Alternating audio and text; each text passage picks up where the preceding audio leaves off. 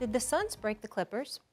Well, they clearly broke the Clippers, and it's sad for me to say it's rare that I'm critical of Patrick Beverley because I love the kid. I know him, I know his family, but that was real Bush League, what he did, and I was really, really happy to see him go out on Twitter and apologize for what he did. That was completely uncalled for. It warrants a suspension and definitely a dock and pay. There is no question about that. That's something that was excessive and completely unnecessary for him to do. Because you never know what could have been the physical repercussions from just a push. If Chris Paul had landed wrong way or anything like that, you just never know. No excuse. Whiplash, that too. There's no excuse for that whatsoever. And so I was really happy to see him do it. He's better than that. Patrick Beverley's better than that. He's a professional pest, but he's intense. He works hard and he goes after it. And he could be on my team any day of the week. But I was pretty ashamed of what I saw from him last night. There was no excuse for that. So it's good to see him apologize because he's a much better person than that. I can tell you, as somebody who knows him personally, I can tell you that. Having said all of that, they clearly broke him. They clearly broke him because after, being up 3-1 and then losing to the Clippers in Game 5, they stepped in the Staples Center on their home court, and everything the Clippers gave them last night, Phoenix Suns had an answer for, primarily CP3. A little Devin Booker sprinkled in there as well, and Crowder hitting a couple of threes early and what have you. That definitely contributed, but in the end, it was the greatness of CP3 who reminded them there's levels to this. And apparently the Clippers still have a few dudes that ain't on that level. And that's what happened last night. And so when you're losing, and you're losing in convincing fashion, if it were a nail biter down the stretch and stuff happened, that would be different. But when somebody is busting your living, you know what, like CP3 was doing to all of them last night and just answering everything they threw at them, hey, that's what happens, and that's what it did. I remember, I know CP3 definitely did an acting job because DeMarcus Cousins did not connect with the elbow. But what DeMarcus Cousins missed is that the camera caught his intent. He clearly tried to hit him with the elbow and just missed. And so CP3 did a great acting job and compromised the Clippers in that regard as well. In the end, the Clippers knew that they didn't have enough, and they resorted to some tactics that are highly questionable. And it's just sad that it ended that way, but it's not that sad because everything is all right, everybody's okay, and that's where you go with it.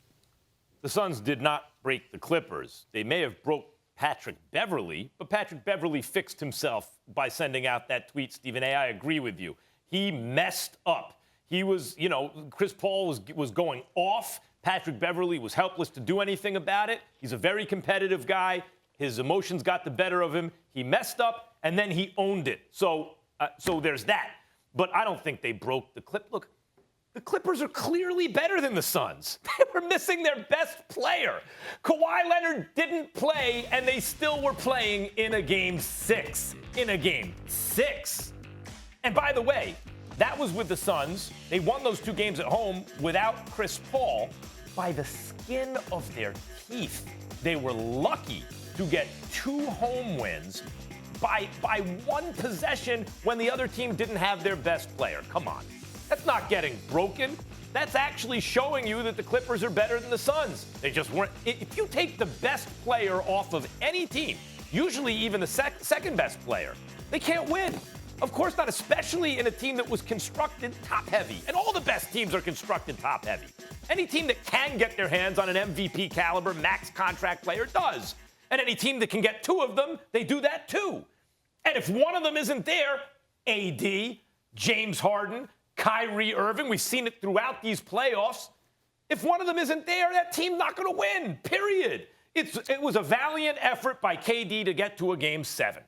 Even though they lost 4 out of 5, it was a valiant effort for any team to extend a series without their best player. That's all that happened to the Clippers. You were born in the Bronx, were you not? Correct. Bronx, New York, right? That's right. Albert Einstein Hospital. So was I, raised in Hollis, Queens, New York. I was born in Harlem Hospital, by the way. But here's the deal, Max Kellerman. Sometimes you open your mouth, and I wonder if you have ever picked up a basketball and played in the park. I really do. I find myself scratching my head. Have you ever physically competed on any level in anything? Because, Max Kellerman, the fact that Kawhi Leonard was injured has nothing to do with the point that's being made about the Suns breaking the Clippers. Because when you're on the court without your guy, all you're thinking about in that moment is how you're feeling. You're not thinking about, oh, well, you know what, we all right because we know we better than them if we had Kawhi. You might think about that when you go in the locker room. You might think about that today, now that you're 12 plus hours removed from getting eliminated from the postseason, as you go through your exit interviews and you have an opportunity to reflect on the season that was and that could have been had you had all your ducks in a row. But in that moment, as they were playing this game last night, trying to overcome one deficit after another, after mounting another, okay? You're not thinking about, oh, well, we're supposed to be in this position because Kawhi Leonard is here. But Kawhi Leonard isn't here. You're thinking about the fact that these brothers are giving it to you, and there's little to nothing that you seem capable of doing about it at that moment. Thanks for watching ESPN on YouTube. For live streaming sports and premium content, subscribe to ESPN+.